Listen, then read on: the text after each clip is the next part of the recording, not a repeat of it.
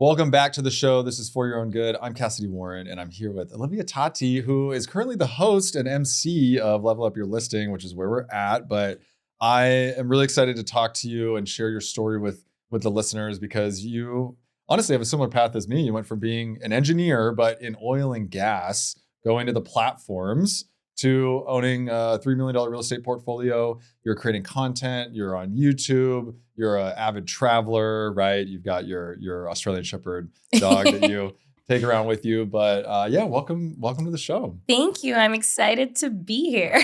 Yeah. And so what was it like being an engineer for you? Because I'm looking at you and you got this bright green dress on. Yep. And you're creating the content and you're on stage. That is not a typical engineer. Yeah. And so I was always like, I just was a people pleaser growing up. So my whole thing was making sure that I was doing the thing that I thought I was supposed to do, right? Like doing the things that my parents wanted me to do. And I was a goody two-shoes and did well in school and all of that. And so I never really thought about, honestly, what I wanted to do. I just knew I wanted to travel, right? And so even going into engineering, I was like, well, I can figure it out and go become an engineer. And at the time, especially in the oil and gas industry, there was a lot more like expat opportunities and people were traveling a lot more. So I was like, okay, well, I can go do this boring job, but at least I'll get to travel. And that was also not the case because the landscape changed very quickly in the oil and gas industry. But yeah, it's like I always knew it wasn't like my passion or anything that I really wanted to do. I just thought I was kind of like supposed to find a boring job after, school and follow the path. But yeah. I mean, that's what everyone told us, right? Yeah. It's literally go to school and get a job, especially in engineering or being a doctor or lawyer or whatever. It's like, you've got a job for life. Why wouldn't you go do that? You can travel when you get your time off, right? And so you were in a particular job where we were talking before this, where I did sort of the same thing where I was in operations, meaning I was in the field a lot. What was it like for you going out onto these platforms? Yeah. And talking to these guys and girls and like, cause what is an oil and gas engineer? Totally. Yeah. And so I would go out so I worked in the office, but also went out on the platforms. These platforms are like in the middle of the Gulf of Mexico, literally just in the middle of the ocean. You take a helicopter out there early in the morning, drive from New Orleans down to the Gulf, basically. Very much usually one of maybe two females out there out of 75 older men. And I'm like the boss, right? Because I'm like the principal engineer, basically. And, I don't know if this is going to be on YouTube or anything, but like you can see me, I'm in a bright, colorful dress. So I'd wear my fire-resistant clothing with my bright yellow hat that said, "You are sunshine in human form" on it. But I think like something I will say I've done really well, I've always been myself, even in the oil and gas environment. Like I'm always very much authentically me. However, I was very much like confined, I felt, and just playing a role there where it wasn't like truly what I wanted to do. But I knew I could do anything. And it was interesting too, because I think a lot of people get scared, especially if you're like the only female in the room and stuff. But that never really was like honestly too much of an issue for me. It was more just I was doing work that didn't feel me, right? And so I could feel myself just like not wanting to be there and not wanting to go out there and not being able to spend time with the people that I love and having a couple of weeks of vacation a year and being like, I don't want to be here, so. Yeah, because I mean, on the surface, it sounds like getting to take a helicopter out to these platforms. So exciting, right? Yeah. But then is it just your commute at that point? Yeah. Like you've done it, 20, 30 times and it stops being exciting. Yeah. So what was sort of the breaking point for you, or what was that moment? Yeah. So for me, this was actually during COVID. We had, we started working from the office and I wasn't allowed to go offshore for at least, I think it was like 8 months or 9 months, something like that. So I was working from home, and for some people, they didn't really have to work a ton, right? They were like, oh, this is basically vacation. It was the exact opposite for me. I was at home, so the folks offshore are like, wow, you have so much time. We're just going to give you all of the work possible. And so I was like grinding my butt, working so much and being like, this just isn't it. Like I do not see myself doing this for the next 10, 20, 30 years. And then also at the time, so I just finished grad school and I'd been working for a little less than a year. I was still in credit card debt. And this is where I love traveling. When I finished grad school, I was like, I'm just going to blow all my money and travel the world. I really wanted to hit 50 countries before the time I turned 25. So I went and did that. And that was my like last tick before entering the real world. And I was like, well, I'm going to have this 6-figure job. I'll be able to pay it off in no time. A year goes by, I still haven't paid it off. And I realized there was like a gap between like my financial literacy in general. And that's where real estate came in. I actually was like, well, I know I don't want to do this work forever. What if I get my real estate license? I heard people make money in real estate. And that's when I started listening to podcasts like Bigger Pockets about real estate investing. And I was like, wait a minute. Like I could do this and I got onto house hacking and all of that. And I was so determined. I was like, in the next year, I'm going to pay off all of my debt and I'm going to buy my first property. And that's exactly what I did. Yeah. And so you said you recognized that there was a gap between your financial literacy and what? And just a gap in terms of my understanding of financial literacy. Yeah. So you had all this credit card debt. Exactly. And I'm like, why? I'm making 6 figures. Why am I sitting on credit card debt? Right. And it was like $25,000 worth. And I just had never tracked my finances. I'd never understood like how people really make money. And I'd been working. I think it's like I had this idea that like, oh, I'm going to be making 6 figures. I'm going to be rich, right? And I also realizing how expensive life actually was. And I was paying rent at the time, like a 1-bedroom apartment all by myself. I was like, why is all my money going towards rent? Like there was a big gap in terms of what I wanted for my life and the freedom that I wanted versus where I was at. And so how long did it take you to pay off the 8 months? 8 months to pay off the credit card debt. debt. And save up for my first property. And so I like just hunkered down, started slinging houses basically and selling them to my coworkers or anyone I could find, posting on social media, all this stuff. And taking up other side hustles as well, just to like get my finances to where I needed them to be. So you basically said, I'm going to sprint for as long as it takes to get this credit card debt down. Yeah. Yeah, because it was that important to you to be like, I can't have this anymore. Yes. Yeah, because I'm guessing you studied and you realized what debt does versus what assets do. Exactly. Yeah. Did you read Rich Dad Poor Dad? I did. Yeah. I read Rich Dad Poor Dad. I read like every Bigger Pockets book under the sun. Did it all. And so you were renting at the time. Mm-hmm. And then what did you do after that? I bought a duplex. So bought a duplex in New Orleans, Louisiana. I knew I wanted to house hack it. I knew I wanted to do short-term rentals. It was just so much more exciting for me than like long-term rentals. I'm a very colorful person, big designer. I travel so much, so I understand hospitality and what like makes a good stay.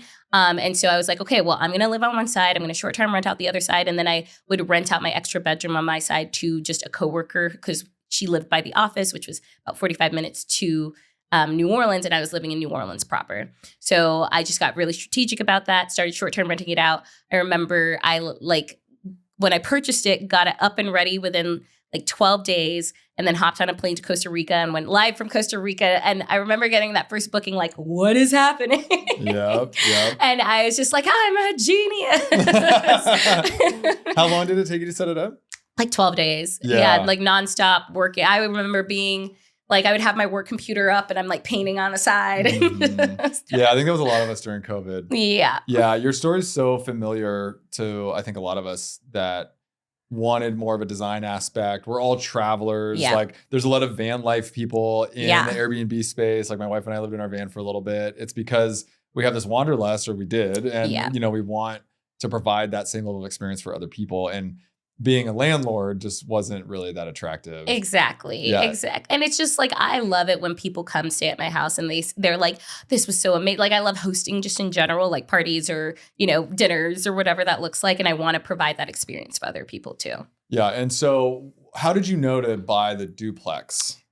Yeah. So I guess, what do you mean by how did I know? Well, because it's like some people might go buy a single family home, or they might try to buy an apartment complex. Like a duplex, especially the way that you did it, I guess, is because you rented out one side and actually you rented out your spare bedroom. So like, how did you just be like, oh, this is the best strategy for me? Yeah, for me, it was like ease of entry, right? Like I knew I could do an FHA. If I had to go back, I would have done NACA loan, which is 0% down. But like at the time I knew of the FHA loan, it was 3.5% down. I was like, I can make that work, especially since I didn't have a ton of capital. And it felt more like I didn't really want to take on partners or anything like that. Like I wanted something for myself because the whole point was providing me more freedom, right? It wasn't just like growing wealth. It was like a lifestyle play, right? Where I knew I could also rent out my side whenever I traveled. So that's always like what I was thinking in the back of my head.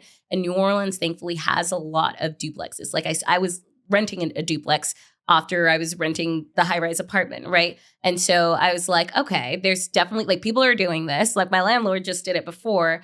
So that's where the duplex idea came into play. And I was looking at triplexes and fourplexes. They're just not as abundant in New Orleans. There are some, they just tend to be a little bit more rundown. And I was working, right? So I was a full-time corporate engineer, and I was a real estate agent by night and doing a bunch of stuff. So I also needed something a little bit more turnkey at the time, just because I didn't have the time, energy, and effort to put into a big renovation. So I actually found a new construction, got that off market. And this is where I say, tell everyone what you're looking for, because I was in Nashville actually for a girls' weekend. My friend who I told that I want to buy a duplex, she messaged me being like, there's this new construction. And I was like, I'm just going to put a like offer inside unseen, whatever. This looks great. I didn't end up getting that because I wasn't super competitive since I was coming FHA. And this was the time where things were going 10, 15, 20, $30,000 over asking price. And then I just reached out directly to the builder. I was like, hey, I'm coming in with an FHA loan. I don't have a ton of money. I know I want to buy a duplex. Like I know, like I've been reading and learning about real estate investing. Do you have any other properties that are coming on the market anytime soon? And he had 2 that he was building at the time. The second I got back from Nashville, went to go look at it, I was like, here's an offer. Yeah. And got under contract. And so what's the biggest mistake that people make when they're investing for the first time? Yeah, I mean, I think the biggest, honestly, it's like analysis paralysis is like the biggest issue I see for most people. But I think the biggest mistake is like feeling the need to get the biggest slam dunk home run deal for your very first property. I'm not gonna lie, my first property was kind of a slam dunk, but Yeah. but I think for a lot of folks, it's just like getting over the hump of getting started is what's keeping them back. And like they don't realize the opportunity cost that comes from not getting started, right? They're just thinking about, oh, like all the things that could go wrong. But it's like, what are you giving up by not starting, you know? Yeah, there's a lot of people that ask about Airbnb and, you know, they say, oh, what about if guests ruin my house? And I'm like, how about you go talk to a realtor first, and then how about you go put an offer in first? Yeah. How about you go get started first, and then you can worry about if a guest is going to trash your house. Like, exactly. yeah. And then your point about the opportunity cost is so great because there's a quote, I think it's from Mosey, that said, it's costing you $1 million a year to not know how to make $1 million a year. Totally. Right. If you're an engineer at your $100,000 to $200,000 a year job, it's costing you $1 million a year to not know how to go make $1 million a year. Completely. So, yeah. So I love that. Analysis paralysis is a real thing. And how did you overcome that? Because engineers typically, I'm not your tip. I'm like impulsive. Like I will just go, I get an idea and I'm like off to the races. Yeah. So, and not to say that I never get analysis paralysis. I recognize though when I am paralyzed and I'm like, I work like seriously to just get out of it because I hate feeling paralyzed. Like I'm very much like a doer and a goer. And I traveled to Portugal for 3 months with my dog with no real plan. I was like, everyone's like, oh, how are you getting your dog there? I'm like, I don't know, but I'm going. So, and so I think like but I guess for people who do struggle with that, part of it is finding other people who've done it, right? Because once you've seen other people, and that's why I love like things like Level Up Your Listing or retreats or conferences, it's like normalizing the action, right? Seeing other people do it. And you can like glean from their experience too, because they'll tell you, you don't need to worry about that. You don't have to, like, that doesn't actually matter right now. Or this, yes, focus on that. And I think like part of the analysis paralysis happens just because we don't know what we don't know. So we just get stuck in our heads, you know? Yeah. And you could come up with a million different reasons and excuses. At some point you have to take the leap and have confidence in yourself that you're gonna be able to do it. And you know, you should play out the worst case scenario, right? Yes. And a lot of times the worst case scenario is like you're just kind of back in the same spot and you learn something about it, right? And I'm a big believer on the sooner you can act after making a decision, the sooner that you're gonna at least learn from it and grow from it, right? We learn by doing. We don't learn by reading. You can't learn how to ride a bike by reading about how to ride a bike. Completely. Right. And so the fear of this unknown of buying an asset. I think the other thing that comes into play, and tell me if you think this too, is part of the story that we've been told is the American dream, right? The go get a job, like go to school, get a job, have your career, you'll make a bunch of money and that's all you need to do. Part of that is also go get the house, right? Yeah.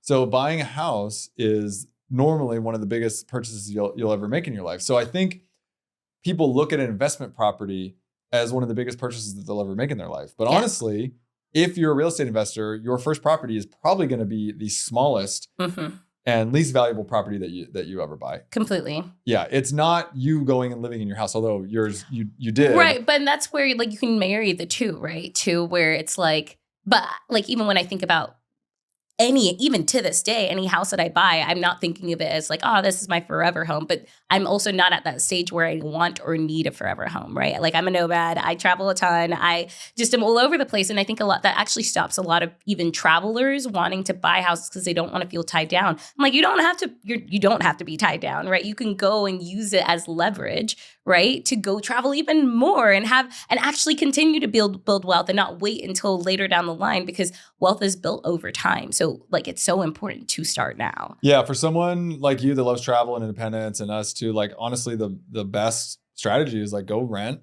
your primary, go buy investment properties, and then go travel and go do what you want. It provides you the freedom and the flexibility that you're actually desiring. Completely. Yeah. And so what is so important about travel and freedom to you?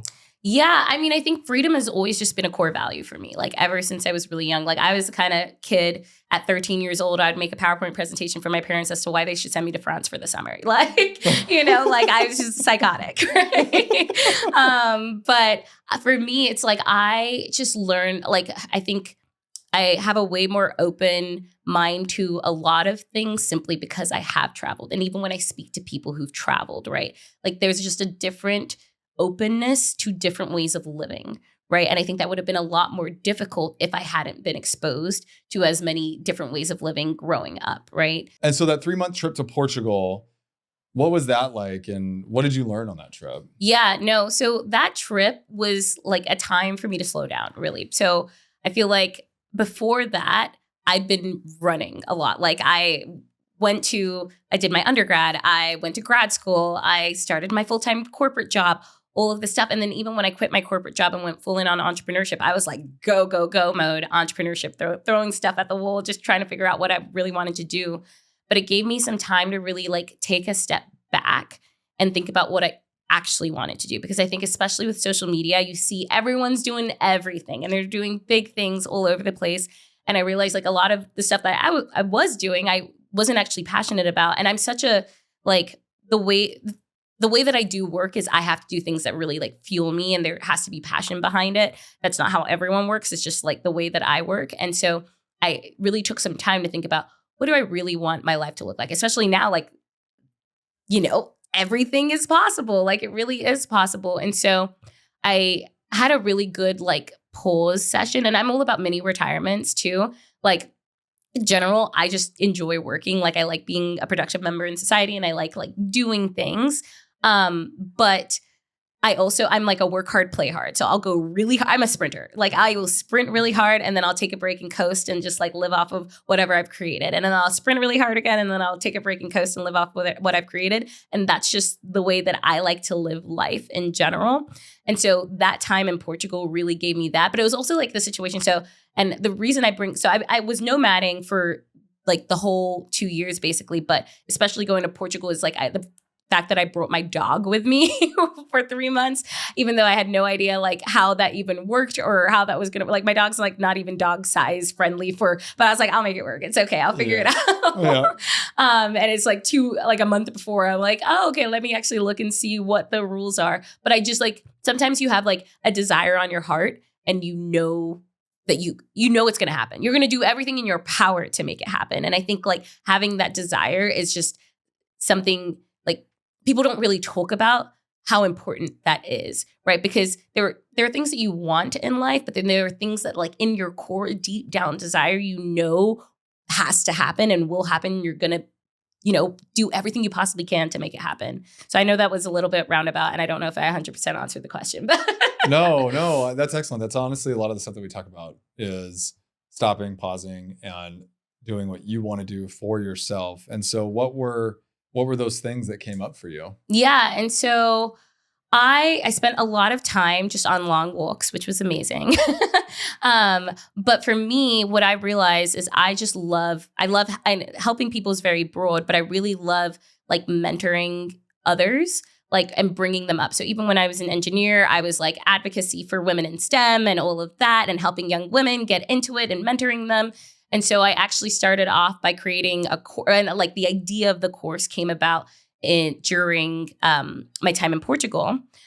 And at first I was like, I'll just do a passive course. I don't know, like throw something out there. So the second I got back from Portugal, I sat down for 3 weeks. Once again, didn't think, breathe, anything else, just like made this course. And then for some reason, I was like, you know what? Let me do an 8-week boot camp. So I started hopping on calls with people, got a bunch of people signed up for this 8-week boot camp. The first coaching call that I had with them, I was like, this is it. Like, I'm so fulfilled. I like just saw the vision, the light. And I was like, just kidding. This is a year-long program. Everyone's in it. Like, I just told everyone on the call. And it just like lights me up. Like, it lit me up so much. And I'm very much about like following your pings is what I call it. Like, follow that ping intuition that's telling you to go in whatever direction. And I just kind of followed that. And now like we've had, over 50 people go through the program, and we're scaling this year, and just had our first in-person retreat. And I'm like, this is why I do what I do. Just seeing like especially like the intimacy and like the friendships that were created between the girls where they don't have their own communities like that. And I'm like, I was meant to be in this realm of some sort, Yeah. And so is it mostly women in your program? Yes, it's mostly women. And so why do you think that is?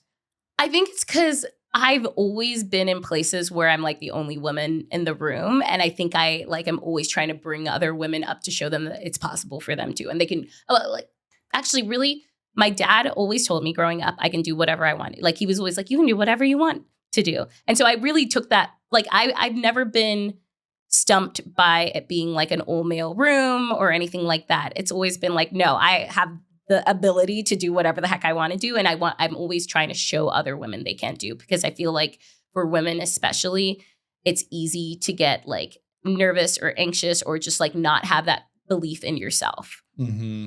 Yeah, I think that's great. And I think there's a saying that I use called your vibe attracts your tribe. Yeah. Right. And that can be any sort of tribe, whether it's, male, female, or just like the general things that you believe in or talk about. And we all need to find our community and our people. And I think that's great that you're helping people out.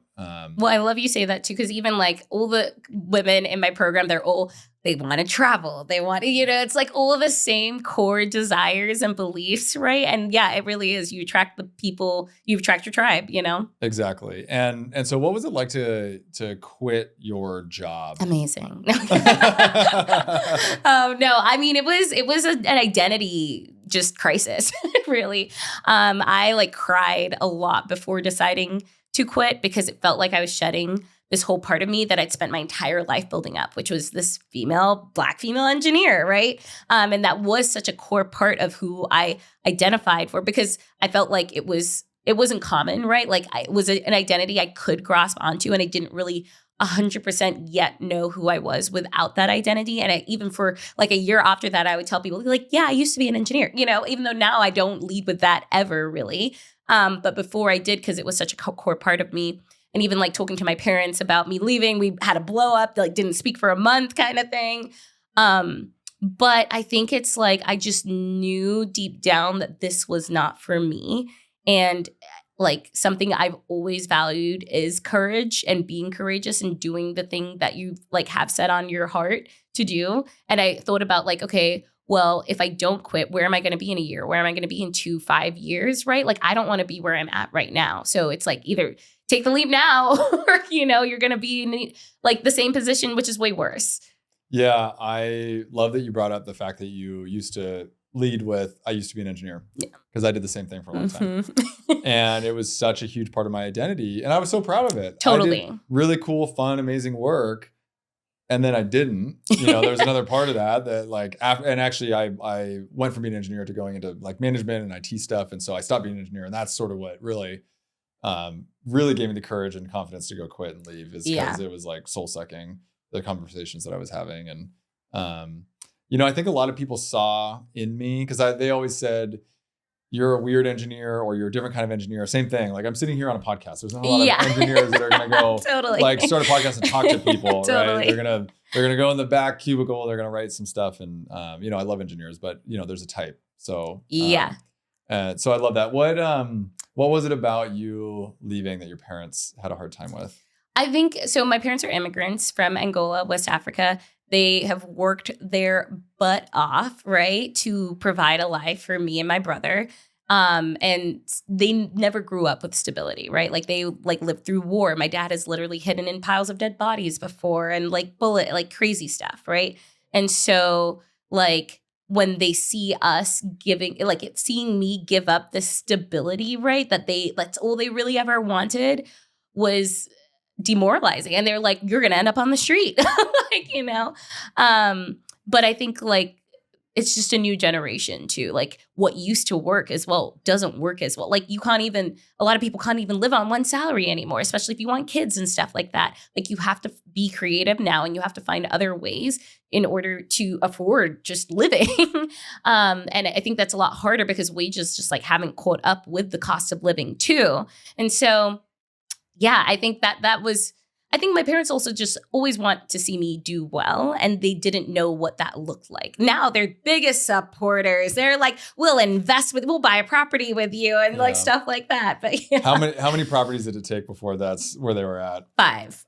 Yeah. That's a lot. Yeah. Yeah, we're at 9 plus a hotel, and I still don't know if my mom is on board with it. My mom, she would check she probably still does. She checks the calendars on Airbnb. Oh my gosh. To make sure that we're booked. That's but it's really sweet, I guess. It's very sweet. Yeah. As the son, as her child, I have to decide how I feel and how I'm going to react to something because I could be annoyed and typical teenage kid, you know, like how do I feel about that? But I have to take it as a compliment and a sign that she cares so much about me. Yeah. And that's like, I mean, I feel like that was also a growing, because when I quit, I was like 27 was that age where I decided like I'm out. And that's also like a formative period of your time. Like I'm going through this whole also just identity shift of who do I actually want to be in this world? And I'm not like, you know, a young 20-year-old. I kind of know I'm starting to have my head on my shoulders a little better as well. And so I feel like I also have a lot more compassion for my parents now. And just seeing like it was just a different time, right? And we're probably going to go through that with our like future generation of kids where we're not really sure what the future looks like. Yeah, I try to take cues from the younger generation though. Like I try to really, because I remember what that was like. Yeah. And I still feel it a little bit. Like the millennial generation was sort of like hated for a long time. At least that's how it felt because we were these young punks. We were doing things differently. We were traveling. We were not going to college right away, but we lived through the recession and, you know, I'm a little bit older than you. So I was, you know, but like we went through all this stuff and all we wanted to do was go like have a little bit of fun. But your point about wages not keeping up with work and people and needing 2 incomes, I think my opinion, my thought on that is actually like, that's one of the root causes of like everything that we're in and experiencing right now. People are just really dissatisfied with where they ended up in life because we were sort of told that we can just go get a job and we'll be okay. We'll be able to buy a house. And now you have 2 parents needing to work and then spend money on sending their kids to daycare or whatever it is. But those jobs don't pay as well as they used to. I think that when you look at the stats, a house back in the 70s and 80s used to be twice your annual salary, and which means that you could like legitimately save up your down payment in like 1 to 3 months. Now the average home price is like 4 to 6 times the average salary, which means that even with 2 people working, you're still 2x behind where you were back in the 70s and 80s relative to the cost of living and the cost of homes. Like, what are we supposed to do? And then the size of the footprint is shrinking too. So cost per square foot is going up and groceries are going, like we're all being squeezed. And I even think about daycare, like you have 2 kids in daycare, that's someone's salary. And so you have like that toggle with, you know, a husband and a wife or whatever. And it's like, okay, does someone stay home and take care of the kids? And then you're still also not making as much money. And it's crazy to me, insane. Yeah, exactly. So, so you paid off the $25K in 8 months. you did some side hustles, you were a realtor, Yep. you quit your job. Yep. And then how many properties did you buy? Yeah. So I bought 4 properties, 5 properties, through partnerships, through my own money, through just getting creative in general. And then also started an interior design business too. I just started a lot. Yeah. But you have the coaching program. Yes. And so life looks a lot different for you nowadays. It does. Yeah. Yes. And so then what does the rest of the year look like and what can we expect from you? Yeah. So I'm really right now just my word for the last 2 years now has been focus. So this year where it's focus. I'm literally not traveling for 2 months, which is huge for me.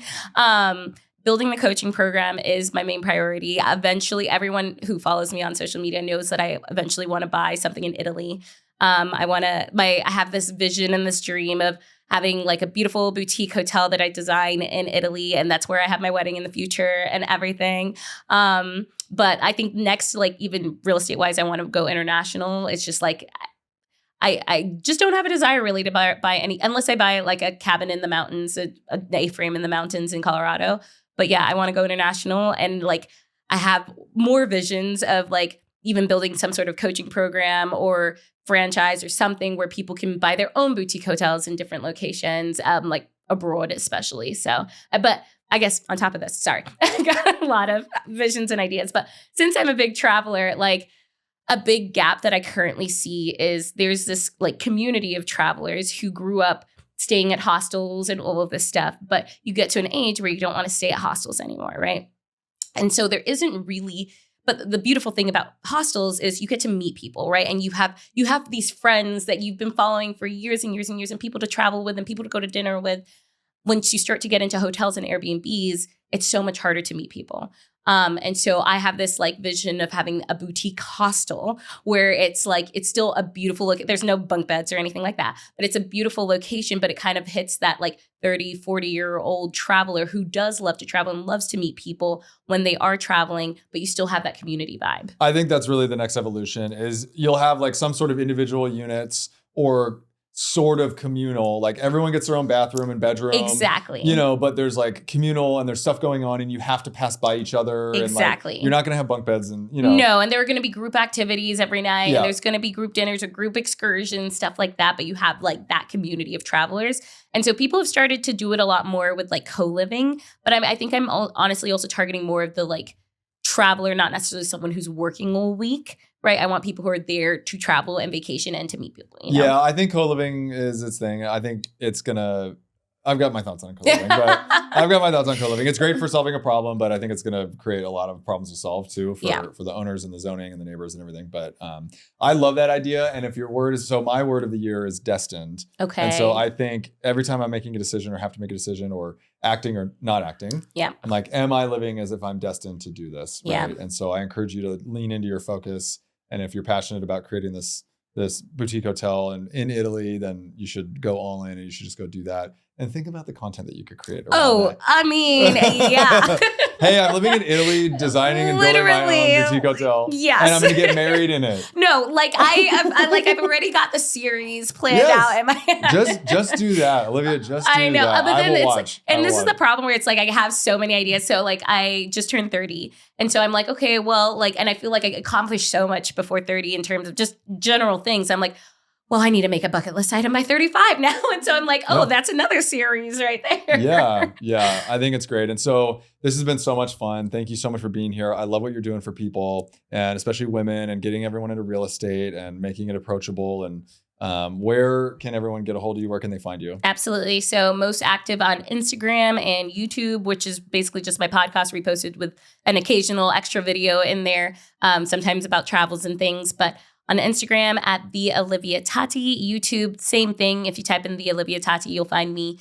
And my podcast is the Wanderlust Wealth Show. We actually have to get you on there. Yes, Wanderlust Wealth. I love it. We're actually just gonna get back into traveling. We've been traveling, but it's been more for work. So we're gonna get back into more inspirational traveling. Like we're gonna go find some design heavy hotels to stay in and like get inspired. So Olivia, this has been so great. Thank you so much. And as always, everybody out there, I appreciate you. I love you. This has been For Your Own Good. Peace.